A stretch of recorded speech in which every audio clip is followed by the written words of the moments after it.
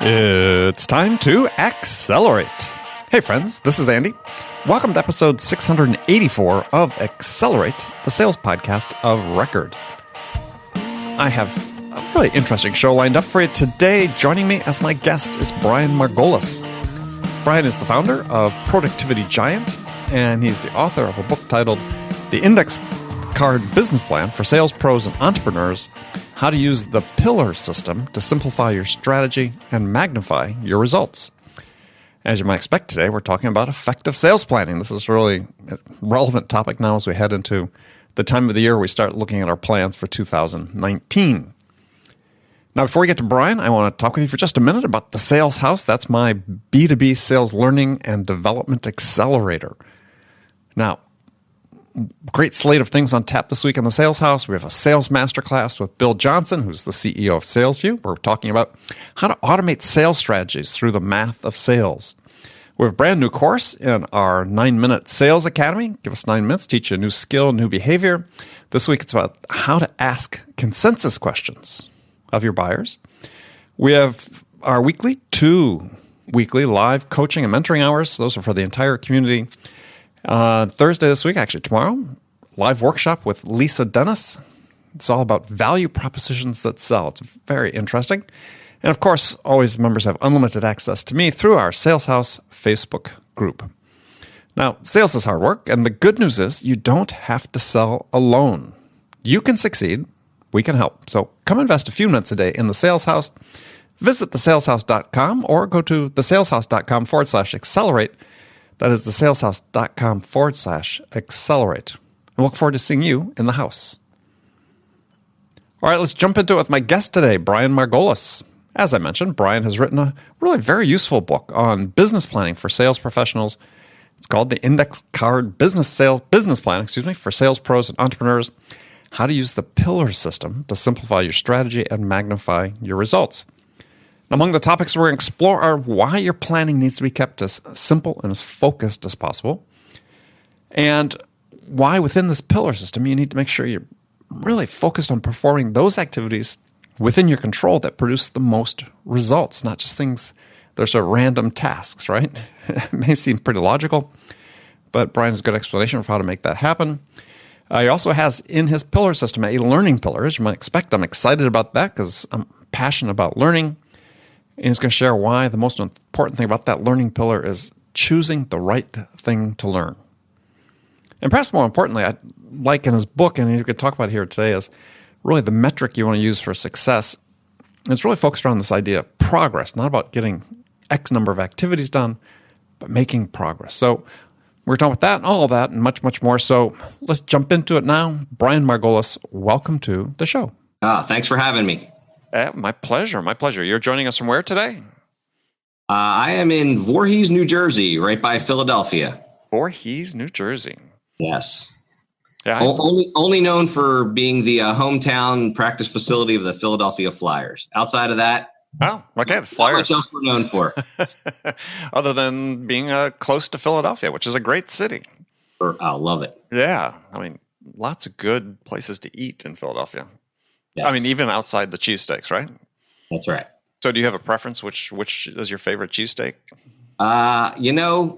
The Geno's Pats debate has been going on for a long time around here, but I don't care. If I can get one, I get one. You don't care as long as it's a cheesesteak. I love it. Yeah, it's been a long time since I've had one, but someone's just telling me about this fantastic donut place in the what's the big market? That used to be a train station or something? The Reading Terminal. Yeah. Somebody said Terminal. there's some fantastic donut place in there. Yes. Not to be a tour guide for Philadelphia, but there you go. So let's jump into it. So you've written a book, which I found very interesting. And a book I'll recommend to people that they should read. It's short, 101 pages, easy to go through, titled The Index Card Business Plan for Sales Pros and Entrepreneurs. And interesting concept. So tell us a little bit about the book and the genesis and exactly what it means to have an index card business plan. Yeah, I mean, the genesis of the book itself was that, and obviously, as a book about the index card business plan, I figured if it was too long, it wouldn't fit. Right? Exactly. And so it's a little book. I think it's 6x9, about 100 pages, and a nice short read. But really, the genesis, and one of my clients actually really pushed me to write a book. And I'll be honest, and you know this better than anyone, writing a book is quite a task. And the only thing harder than writing a book is writing a short book, right? Keeping stuff out. But, the genesis as Mark Twain said. Yeah. That's right. That's right. It's easier to write a short letter. Yeah, he wanted to write you a short letter, but didn't have time, so wrote a long one instead. That's right.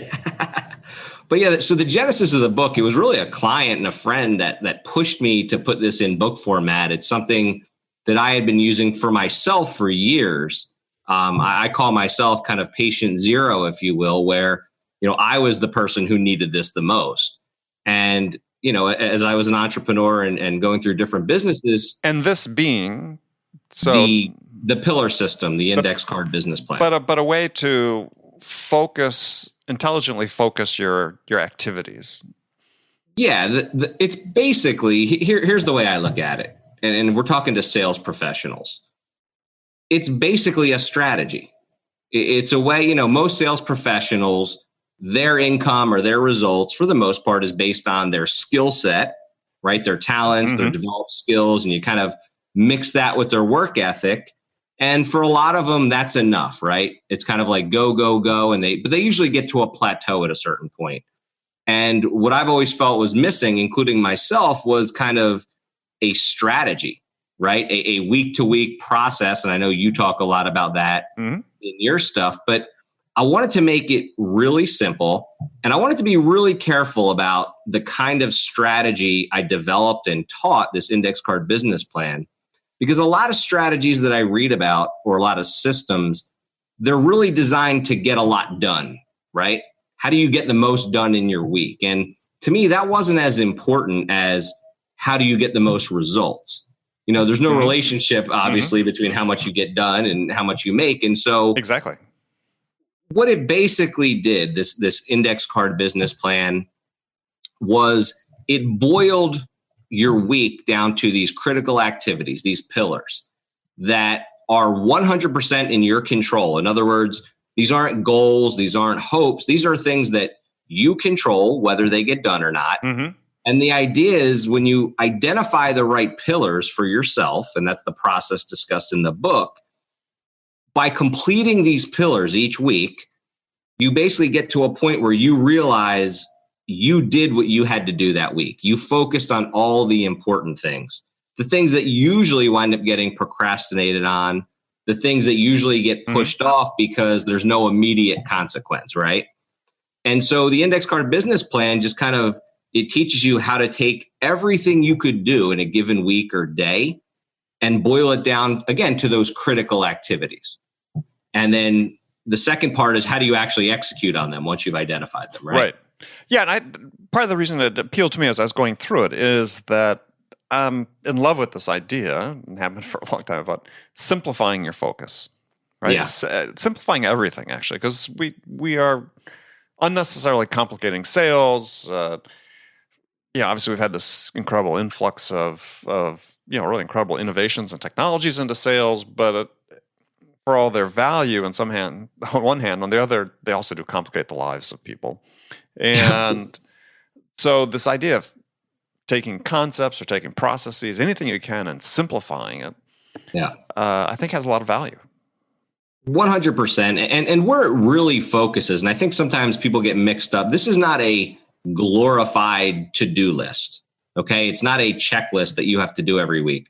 What it really is, it's in this category I call the pro category. These are activities that are significant to your income, but you have to be proactive in order to complete them because there's no consequence. A lot of people don't actually complete them each week. We procrastinate. We get caught up in the reactive, the urgent, as you've heard before. And so what we do is we really have this process for saying, all right, there's a lot of things that can affect your business, a lot of things that can improve your business. There's no shortage of that. but I want to get it down to the list. And I think this is the statement maybe you're looking for, but I want to get it down to the list where as long as I do A, B, C, D, whatever my pillars are, everything else takes care of itself, right? It has kind of like a bleed effect. I know you have the 5-step blueprint, and some of those could actually be pillars. Some of those could be, I know you talk about the 2 hours a week where you call your existing clients. Right. You're a big fan of that. Well, let's be honest, whether you call your clients for 2 hours a week or not, if you think that's important to your business, your paycheck's not going to change on Friday. And so these things work on the compound effect. And so these are the things we tend to not focus on, or they fall through the cracks in place of the urgent. And so that's really what the pillar system is based around.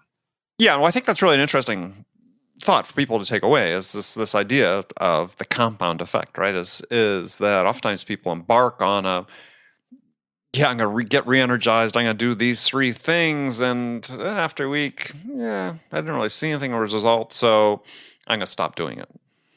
Well, sure. And I think the example or the analogy that people relate to the most is, fitness and health, right? I mean, if you eat the triple cheeseburger today for lunch, or you eat the kale salad with no dressing, you're not going to look any different in the mirror tonight. That's the reality. But that's also the problem, right? Yes. Yeah. That's true. So let's turn that into a sales professional. Right. If they don't follow up enough or they don't do enough prospecting, right? Certain things that maybe they don't like doing, again, their paycheck doesn't tend to change on Friday. But over the course of a sales career, let's be honest, these are the things that drive everything. Yeah. I mean, your podcast is filled with skill after idea. And one of the concepts in the book is, okay, there's all these things I could get better at, right? But then we have this thing called a learning pillar. The most important part of learning, in my opinion, and the reason it rises to the level of a pillar is choosing the right thing to learn. Because the information's out there. It's almost too much information. Right. But choosing the right thing to spend an hour on every week, whether it's copywriting and becoming very good at writing emails people respond to, all these skills that are out there, you need to pick the skill that's going to give you the biggest bang for your buck and make sure that's one of your pillars. You're consistently working on it week in and week out. Right. Okay. So let's, at the time we have left, there's a few minutes. Sure. So what's the one thing that people can take away? What's the big thing not the big thing, what's the small thing they can learn, put to use in their business, as soon as we're finished with the show? Yeah. So most salespeople, let's be honest, they are not afraid of working, right? They'll put in the hours, they'll spend their time. And so the biggest takeaway from the pillar system is this: whether you use my process or you use another process, is identify the key things that you have to do every week, okay? And make sure they're the proactive things. The key things that you have to do every week so you feel on Friday night, regardless of lag indicators, regardless of your sales, you had a great week and your business is moving forward. And when you identify those and execute on them consistently, everything else takes care of itself. People laugh at me that you can't run your business from an index card. And maybe I thought I was the only one, but this index card business plan has resulted in individual sales reps becoming 7-figure earners. It's resulted in Fortune 500 companies teaching their entire company this system. And the reason is I think we're simple people, right? And when something's simple, we tend to execute on it. It works. Right.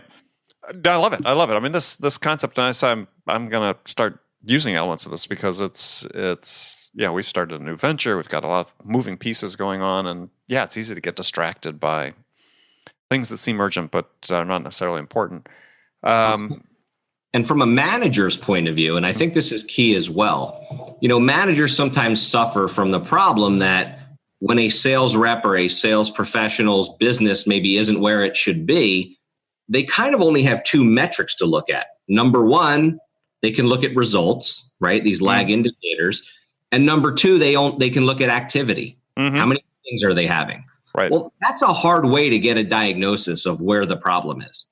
Oh yeah, virtually impossible. Yes. Yeah, but sometimes that's all they have to go on, which is why they say do more meetings, do more, right? Make more calls. And when a salesperson has these pillars, this strategy, this very clear, this is what I do every week, A, B, C, D, and E, it allows the manager, it allows an accountability to say, okay, first, are you doing these 5 things we've identified, these pillars every week? And if you are, maybe we need to take a closer look at what they are. Because if these are really the right things to do, you're either not doing them consistently or you're not effective in doing them. And so it makes diagnosing sales problems a lot easier from the management point of view. Right. Yeah, and I think the perspective that you layer on that, which is that, yeah, the orders are lagging indicators, is absolutely right. I mean, focus on what's happening. Don't.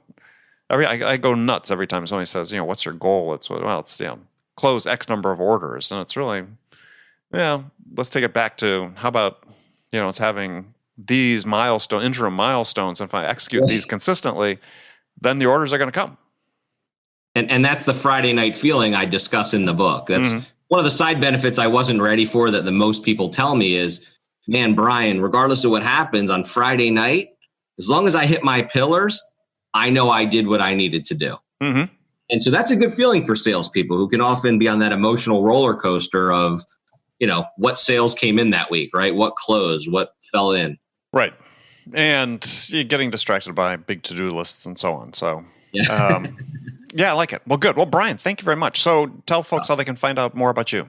Again, let me keep it simple. I don't have to give you 1,000 locations. You can go to productivitygiant.com and that'll access free reports, some free resources, and everything you need to know about how to identify and execute on your pillars. All right. That's productivitygiant.com. Well, Brian, very nice to meet you, and thanks for coming on the show. Thanks for having me, Andy. Okay, friends, that was Accelerate for the week. First of all, I want to thank you for joining me, as always. And I want to thank my guest, Brian Margolis. Join me again next week as I welcome Benjamin Spall to the show. Ben is the author of a book titled My Morning Routine, How Successful People Start Every Day Inspired. And he interviewed hundreds of successful people about the routines they follow to start their day. And there's lots of good advice in the book, so be sure to join me next week. And before you go, don't forget to check out the Sales House. It's the only all-in-one sales learning and development accelerator for B2B sellers. Visit thesaleshouse.com. That is thesaleshouse.com. All right, thanks for joining me. Until next week, I'm your host, Andy Paul. Good selling, everyone.